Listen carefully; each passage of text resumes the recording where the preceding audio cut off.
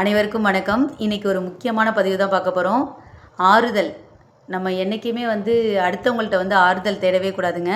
அது நமக்கே ட்ராபேக்காக ஆகிடும்.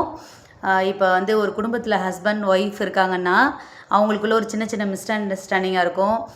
இல்லை குழந்தைங்க அவங்கள கண்டிக்கிற மாதிரி இருக்கும்.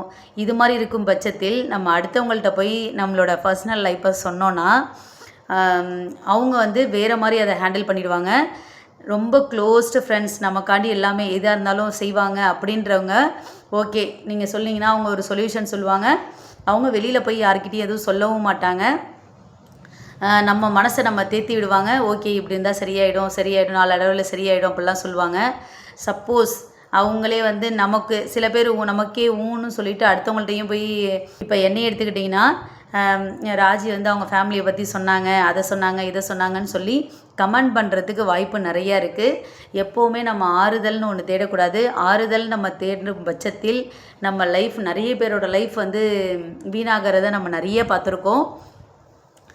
எவ்வளோ தான் கணவன் மனைவிக்குள்ளே ஒரு பிரச்சனை இருந்தாலும் அதை அவங்களே பேசி தீர்த்துக்கணுமே தவிர மூணாவது மனுஷன்ட்ட என்றைக்குமே அது பொண்ணாக இருந்தாலும் சரி ஜென்னாக இருந்தாலும் சரி 2 பேர்கிட்டையுமே சொல்லக்கூடாது. உங்களுக்கு அப்படி சொல்லணும்னு ஆசைப்பட்டிங்கன்னா கடவுள்கிட்ட சொல்லுங்கள். கடவுள் கண்டிப்பாக அதை மாற்றி கொடுப்பாங்க. அந்த உங்களுக்கு எவ்வளோ பெரிய கஷ்டம் இருந்தாலும் அதை சுமூகமாக மாற்றி உங்களுக்கு ஒரு ஸ்மூத்தான லைஃப்பை ஹேண்டில் பண்ணுற அளவுக்கு உங்களுக்கு கெப்பாசிட்டியை கொடுப்பாங்க. எவ்வளோ பெரிய பிரச்சனை இருந்தாலும் அதை ஹேண்டில் பண்ணுற அளவுக்கு உங்களுக்கு திறமையை கொடுப்பாங்க. ஸோ நம்ம அடுத்தவங்கள்ட்ட ஷேர் பண்ணக்கூடாதுன்றதே என்னோடய தாட்டு. இன்னும் சில பேர் பார்த்திங்கன்னா தப்பான முடிவுலாம் எடுக்கிறீங்க. அதாவது இப்போ ரீசன்ட் டேஸில் நம்மளே ஒருத்தவங்கள பார்த்தோம். அவங்களுக்கு குழந்தை பார்த்திங்கன்னா ஒரு 2 வயசு குழந்தை தான் இருக்குது. அவங்க ஹஸ்பண்ட் ஒய்ஃபுக்குள்ளே ஒரு சின்ன சண்டை. அதை இவங்களும் அவங்க ஹஸ்பண்டும் அவங்க ஒய்ஃப் மேலே நல்ல பாசமாக இருப்பாங்க, ஒய்ஃபும் நல்லா பாசமாக இருப்பாங்க. ஒரு விளையாட்டுக்கு செஞ்ச காரியம் விளையாக மாறிடுச்சு. அவங்க ஹஸ்பண்ட் மேலே இருந்த கோவத்தில் 2 பேரும் ஏதோ சண்டை போட்டுக்கிட்டாங்க.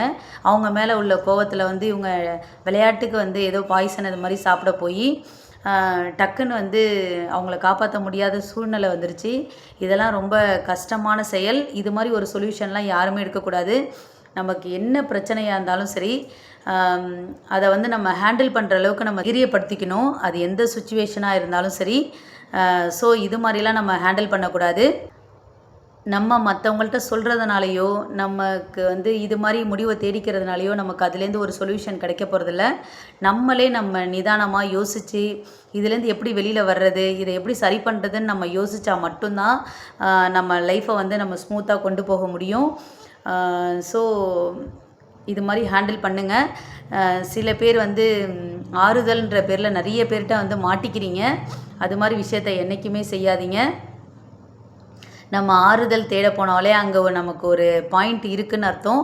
ஸோ நம்ம அந்த ஆறுதலே நமக்கு வேணாம்.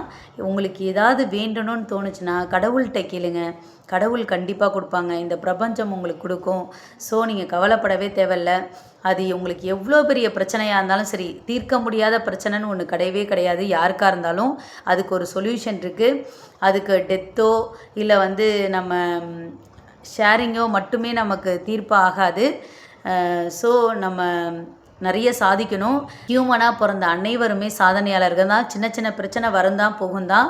அது நமக்கு வாழ்க்கை பாடத்தை கற்றுக் கொடுக்கும். 2வது நமக்கு டைம் சரியில்லாத பட்சத்தில் கூட நமக்கு ஒரு சின்ன சின்ன மிஸ்அண்டர்ஸ்டாண்டிங் வரலாம். காலப்போக்கில் பார்த்திங்கன்னா நம்மளாக சண்டை போட்டோம், ஐயோ நம்மளை பற்றி போய் சொன்னோம் அப்படின்ற மாதிரி சுச்சுவேஷன்லாம் க்ரியேட் ஆகிடும். எல்லாமே ஸ்மூத்தாக ஹேண்டில் பண்ணுற மாதிரி ஆகிடும். சில பேர் தப்பான முடிவுலாம் எடுக்கிறீங்க. அதுக்காண்டி கஷ்டப்படுறது அவங்களோட குழந்தைங்க தான் கஷ்டப்படுவாங்களே தவிர வேறு யாருமே கஷ்டப்பட மாட்டாங்க.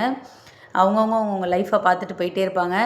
ஸோ நம்ம அது மாதிரிலாம் மாட்டிக்கக்கூடாதுன்னு நான் நினைக்கிறேன். நம்ம ஸ்மூத்தான லைஃப்பையே நம்ம தேடுவோம். அதுக்கான லைஃப் நம்மள்கிட்டே இருக்குது. எந்த சுச்சுவேஷனாக இருந்தாலும் அதை ஹேண்டில் பண்ணுற கெப்பாசிட்டி நமக்கு இருக்குது. நம்மளே ஹேண்டில் பண்ணி பார்ப்போம். தேங்க்யூ.